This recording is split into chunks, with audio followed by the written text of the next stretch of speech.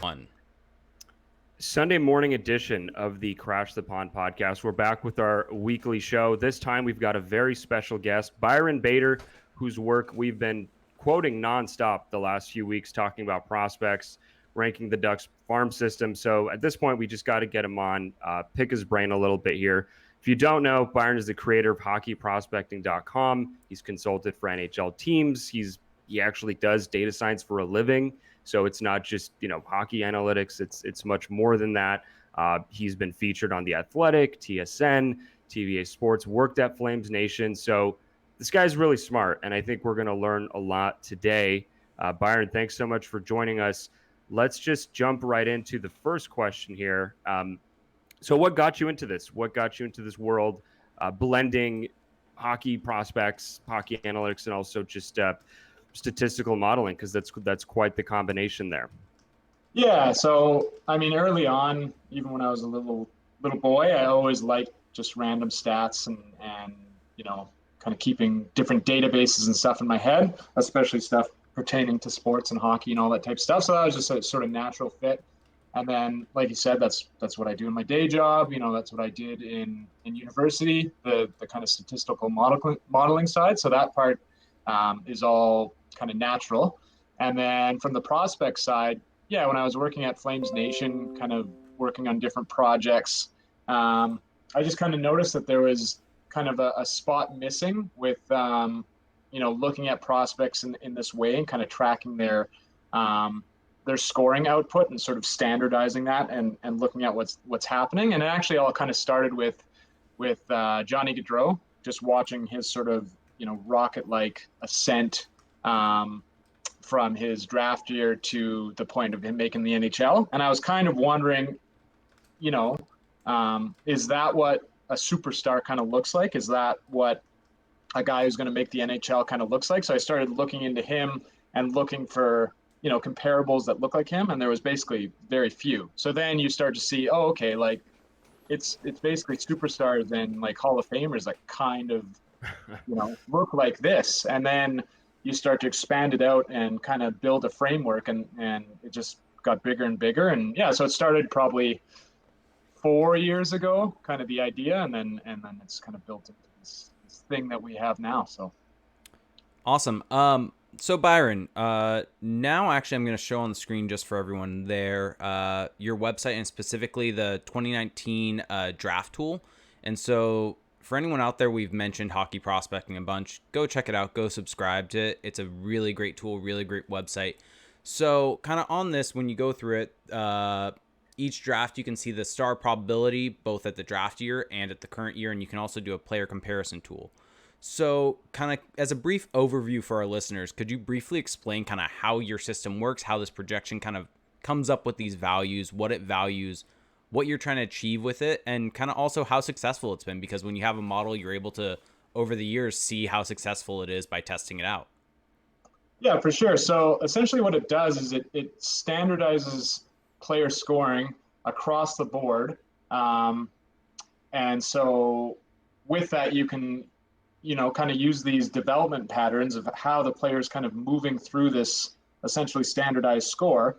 And then what comes out of that is, essentially the model goes back 30 years and you have these distinct patterns that have existed for decades. I mean, the game has kind of changed around it, but these patterns still emerge. So people that, players that kind of move through these thresholds and hit these certain marks that I'm looking for, they tend to turn into NHLers. They tend to turn into stars. And yeah, by doing this, you can kind of remove all these biases that come in every year, age and position and nationality and size, all this stuff kind of comes out of it. And you're looking at players all on the same level playing field.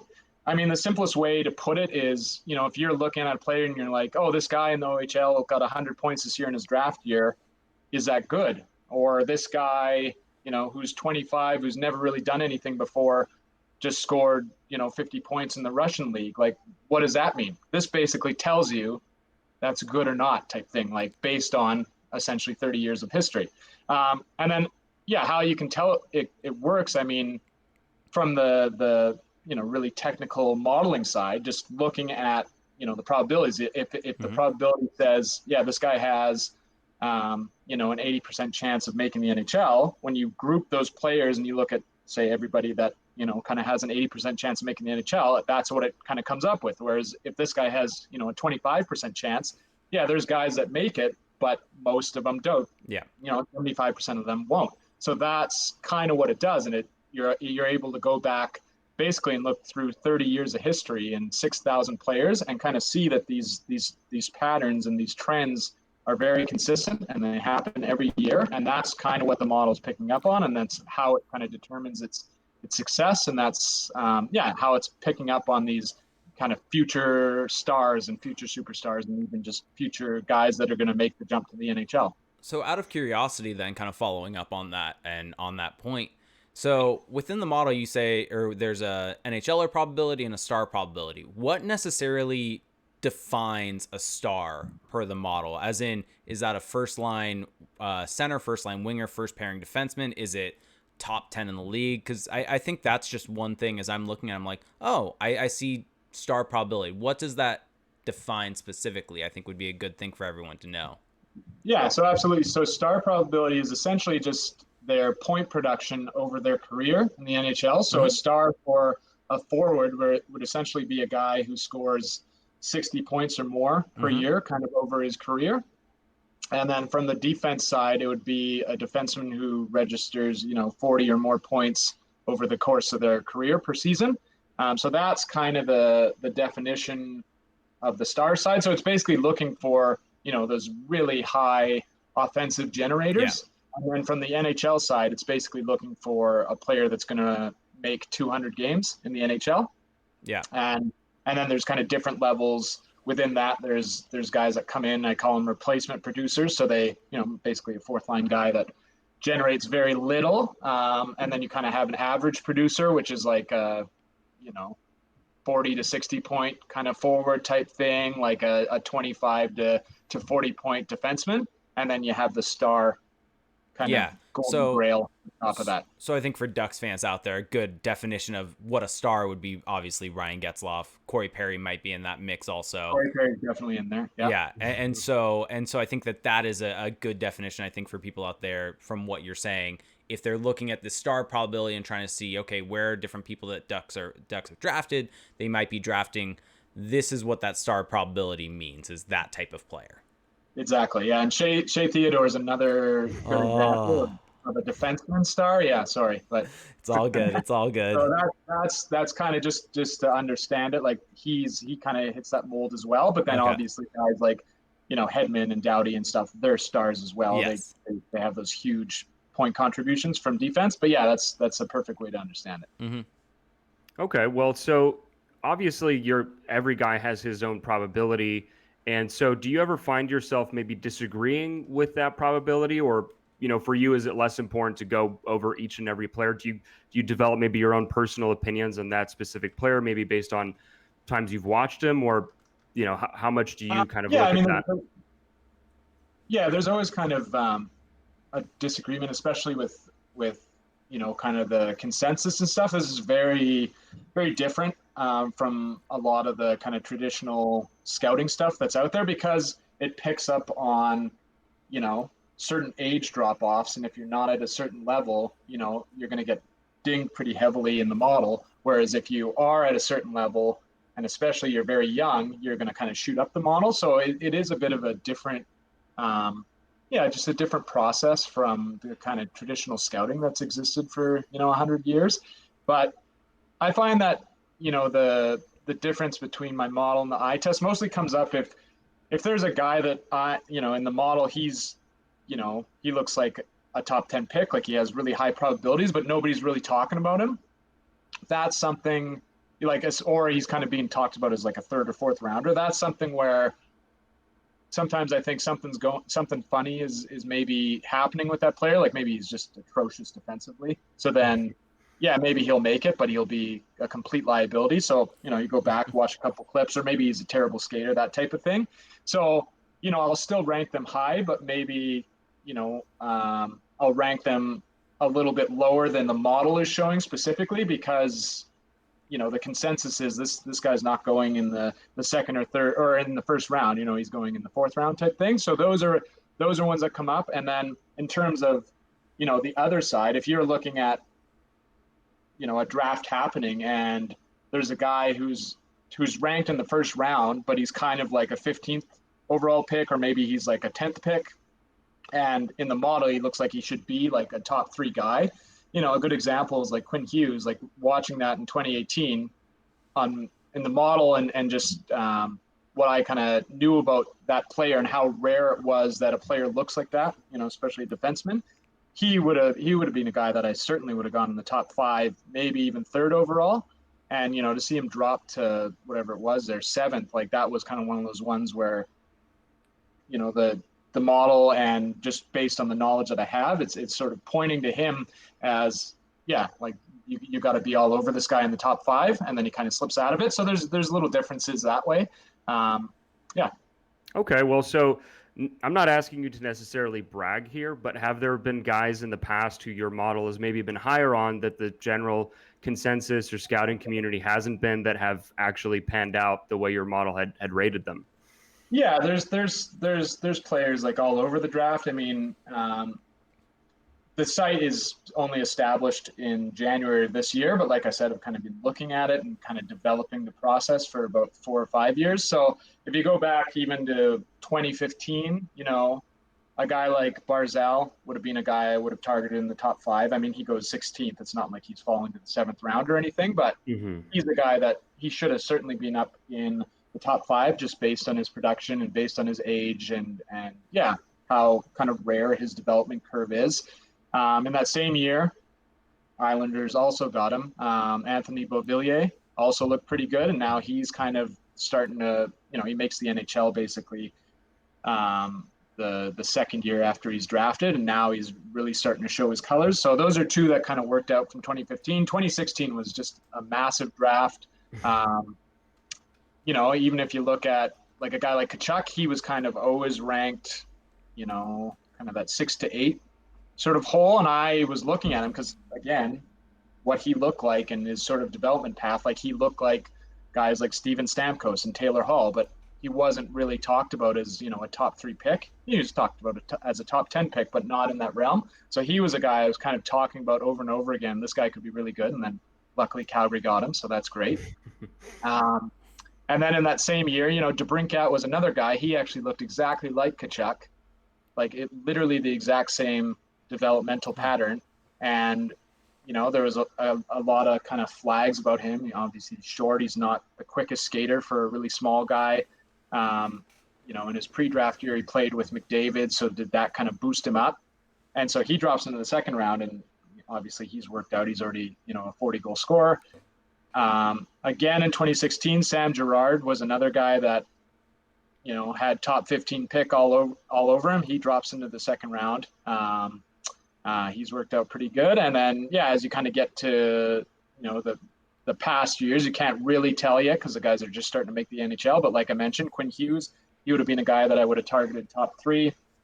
And he's, obviously excellent as soon as he kind of entered the league. Evan Bouchard is another one coming through the Oilers system that looks great. I think he's going to be a big player in 2 or 3 years. He was, I think he was kind of drafted in the late teens somewhere.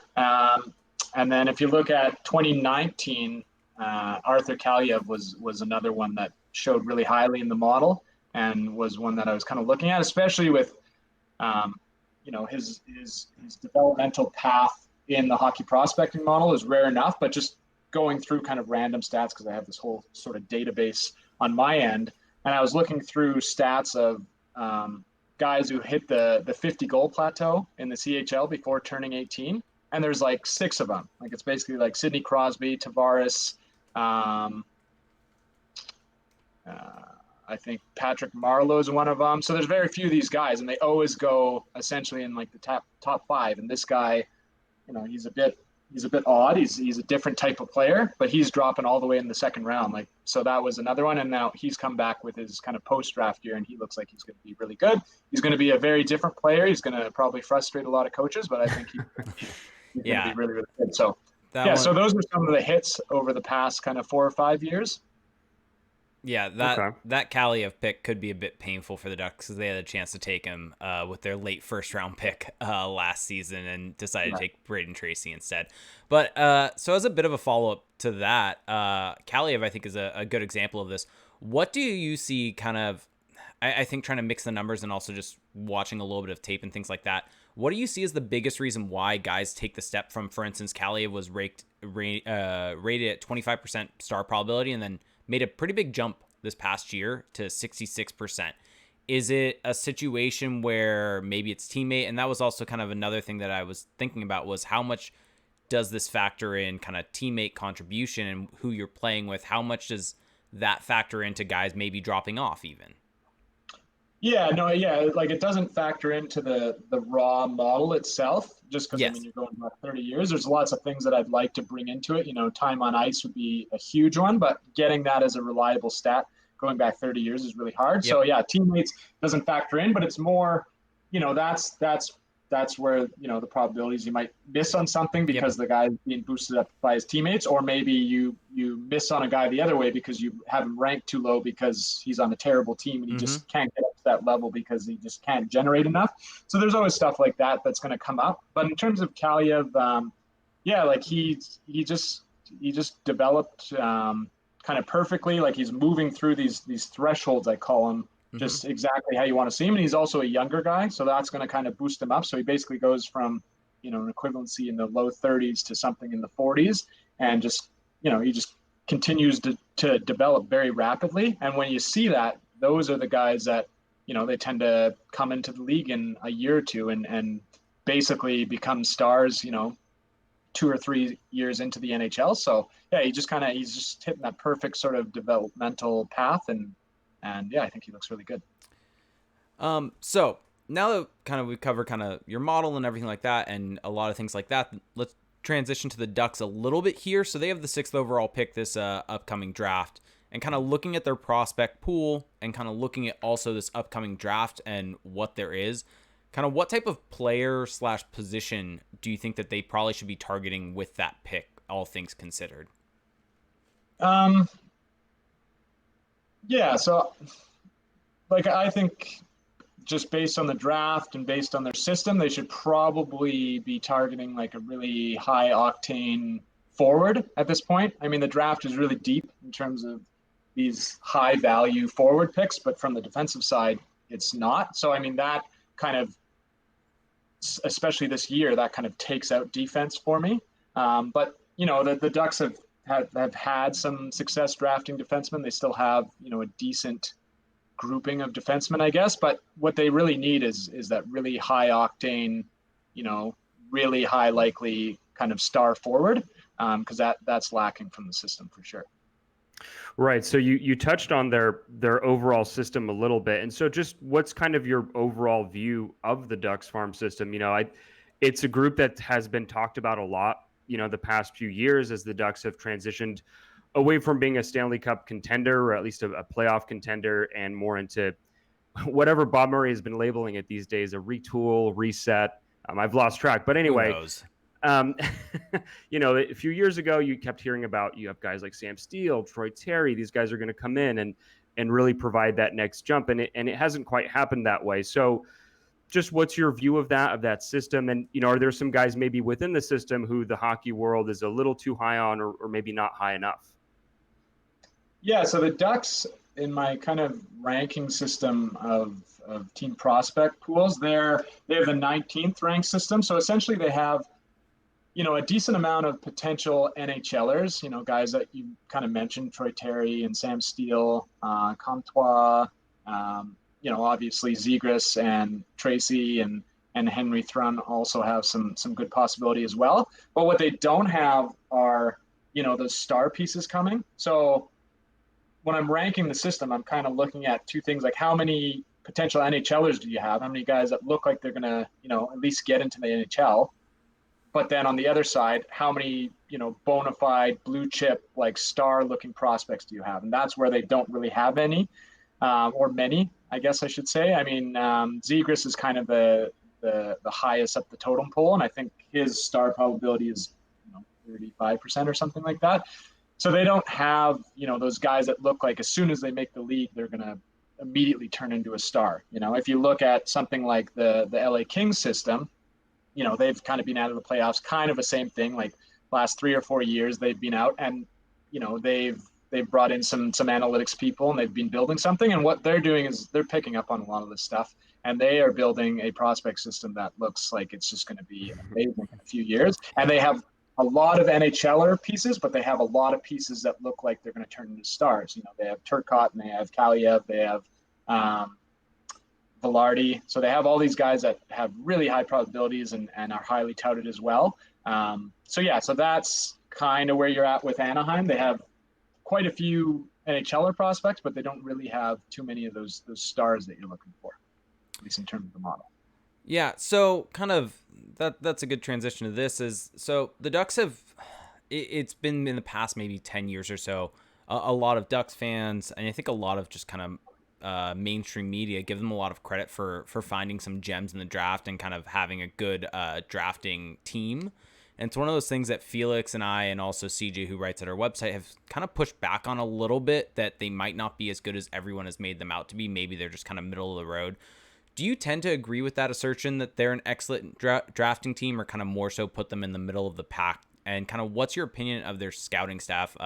For Ducks fans out there, Martin Madden was just promoted to assistant general manager, and a lot of people are really excited about that. So I don't know if you have any insight on the Ducks scouting system or anything like that, but kind of what are your thoughts on their overall drafting system and pipeline?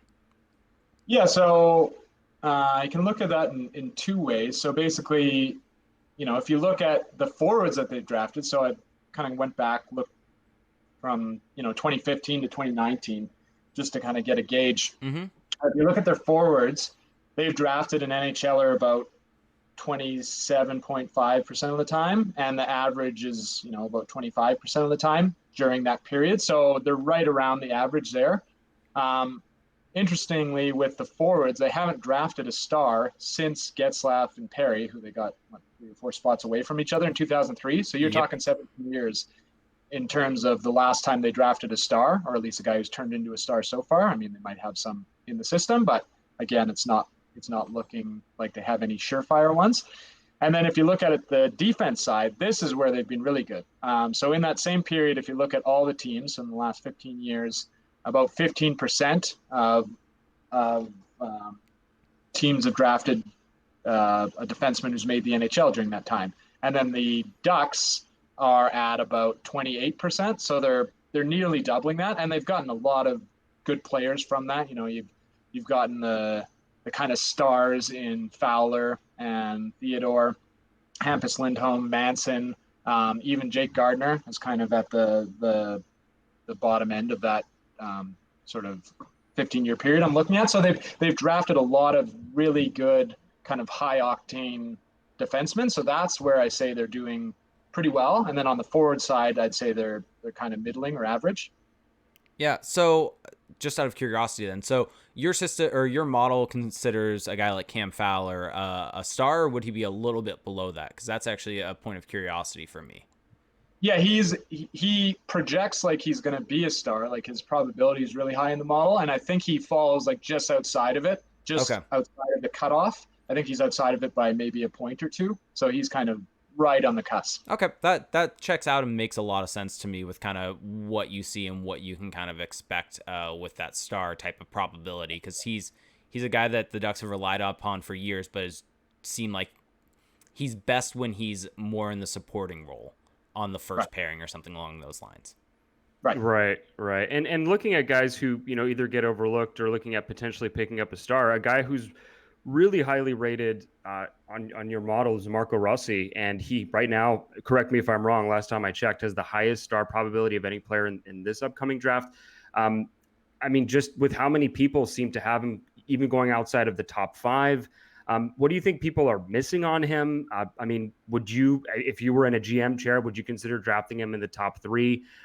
Is this maybe a situation where Alexis Lafreniere is playing in the QMJHL and that equivalency just doesn't rate as highly as a guy like Rossi who's playing in the OHL? So to me, he is a guy who could be available for the Ducks at 6. And so what are we missing here? What is the world missing here on Marco Rossi? Yeah, I mean, there's a couple of things. I mean, he's not that he's come out of nowhere, but he's kind of, I guess, lesser known. Like people have known about Lafreniere and Byfield to a lesser degree for years and years, and this is what kind of happens with top picks is they have that reputation for years and years, and Rossi's has kind of been growing over the last year or two. Yeah, so Rossi does have the highest probability in the tool, but if you look at kind of intangibles like Lafreniere and Byfield are probably slightly more NHL ready. Just again the reputation, and they're going to go 1-2, that type of thing. And Rossi's a really small guy. That's the other thing that's probably going to drop him down. I mean, he's 5'9". Very rarely do you see a guy, 5'10" or below, but especially that 5'9" and below that, like getting drafted in the first round is a problem enough, but especially in the top 5, like I think maybe the last guy to go who was that short was probably, I think Sergei Samsonov would be around that realm. So you're back, 20, 23, 24 years. So, I mean, that's always going to play in a factor. You don't really know if he's going to be able to play center or if he's going to be able to play wing, but absolutely I'd be looking at him in the top 3. His kind of developmental path and how he looks is very, very rare. Just the sort of totals that he's hitting and what he looks like. These players don't pop up very often. The last one to do it was a guy who looks a lot like him, Danny Briere. And we're going back 24 years on that one. Before that, it was Alexander Degla, and then before that, it was Eric Lindros. This is essentially the only people that Rossi looks like. So when you see that come up in the model, like you just can't ignore it. Like that's just so rare that, yeah, I'd be absolutely looking at him from 3 on. So for sure. So one thing, sorry, this is kind of a little bit of a tangent here, but kind of made me think about it when you were talking about Marco Rossi and just about his size and different things like that. One player that kind of inducts the Ducks fandom that was a bit maligned and now is actually no longer on the team is Nick Ritchie. And so it's funny looking back. I just decided to go back to the 2014 draft and how he's a guy that you're talking about Rossi getting a bit underrated potentially because of his size. You go back and look, and Nick Ritchie was definitely a guy that you look at, and he was probably overrated due to his size. You look at guys in that draft, and he's definitely outside of, I think he's probably around 20, it looks like, per your hockey prospecting model in terms of star probability on draft day. But one of the things that a lot of people bring up is David Pastrnak was available, and the response to that from a lot of people is, well, everyone passed on him. Looking at your model, you would not have. You had him second. So I think that that's a good indictment of this model and how good it can be is that that's a lot of people things or something that a lot of Ducks fans harp on, and you kind of hit it right on the head with that. Right. And with Marco Rossi, how do you feel when people say, oh, I don't know, maybe I'm getting this wrong, but that he might be on the older side, so basically you're just cutting through all of that with the way you evaluate the players. Yeah, absolutely. So age does matter. It's a very big component, but it matters up into a certain point. If you're kind of already at the top of the mountain, like Rossi is, or like Lafreniere, that doesn't matter. I mean, there's more, call them older players that make the NHL than younger players because, obviously some of these guys are like 8 months older than some of their peers or whatever. So they're just going through, they've just, they're more developed just physically because they're older, whereas that starts to taper off once you kind of hit 18 or so. So yeah, age is a big factor, but when you're already this good, it doesn't matter. Like I wouldn't be looking at age and saying, oh, Marco Rossi is, kind of in the older group. Like he's basically done as much as humanly possible with his kind of age grouping that it doesn't matter at this point. Like he's yeah. Interesting. Okay, so this is the last question that kind of we have. If our Twitch chat has anything, I'll throw it at you afterwards. But so one question that we've gotten a lot from various people during our podcast, especially now that the Bruins are out, is that the Ducks have the 27th overall pick in addition to the 6th overall pick. And so a lot of people, because this is kind of later, it's a little bit of a lesser known spot and it's kind of more wide open once you hit the later first round. We've been asked a lot who we see the Ducks drafting. So kind of this now we're going to throw onto you because we get it all the time, is do you have any names that you could see available in that 27 spot that maybe might be a bit underrated by people? Maybe like, for instance, looking at that 2014 draft, David Pastrnak going 25th overall when in reality he was second on your list. Is there anyone kind of in that range that maybe you could see available at 27 that the Ducks should be targeting? Yeah, I don't know if there's anybody kind of in that echelon that would drop that far. A guy like Jacob Perreault, he looks really good. He's kind of not talked about enough. I don't know if he drops to 27. I think he probably goes in the early 20s somewhere. But if he does, like that's a huge value pick at that point in the draft. That could be one. And then there's nobody that kind of has that David Pastrnak on draft day sort of sneakiness where he just already looked amazing, and then he's almost ready to go type thing. There's a couple guys that are close that I think aren't being talked enough about. Like a guy like Martin Chromiak is one I'd be kind of targeting. He's very, very young, and he looks kind of like a 50-50 chance in the model, but it's also about what's coming next. And he's very close to kind of hitting a different sort of level in the model, but he's just quite not there yet. But he's really, really young, so he might get there next year, especially based on who he's playing with. That's another one. Another one is Jan Mysak, the guy from the Czech who kind of came over, very similar to Chromiak. He's a younger guy as well. He's kind of just outside of those bigger levels. He'd be one I'd be looking at. Yeah, I don't think like a guy like Seth Jarvis would be massive, but I don't think he's going to drop that far. I think his stock is rising. He's probably going to go in the mid-teens somewhere. But those are probably three that I would be looking at. Maybe a guy, like a defenseman like Helge Grans would be one if he falls that far as well. Those would be guys that I'd be looking at. They don't necessarily show like they're blue chippers in the model quite yet, but it's also about kind of anticipating what's happening next, I guess. So those would be guys. Right. Well, hopefully the Ducks will, hopefully for Ducks fans, that Anaheim will tap Byron on draft day and see what he's got to say about these picks. But we really do appreciate you joining us here, Byron. This has been a thrill just to get your thoughts on a lot of these different topics. So if you don't mind maybe plugging your website here, just letting people know how they can find you, how they can, support your work even further. Yeah, so the website is hockeyprospecting.com. It's a subscription website, so it's $25 a year, and then you get access to the tools that are in there. So there's the player comparison tool, and then there's a tool that we've kind of talked about where you can go through each draft and assess, who was available at X pick based on the hockey prospect model. You can kind of go through it that way and see who the high probability guys were. So come support me there. And then my Twitter handle is Byron M. Bader. Hit me up with any questions. So I was happy to chat hockey and chat about hockey prospecting. And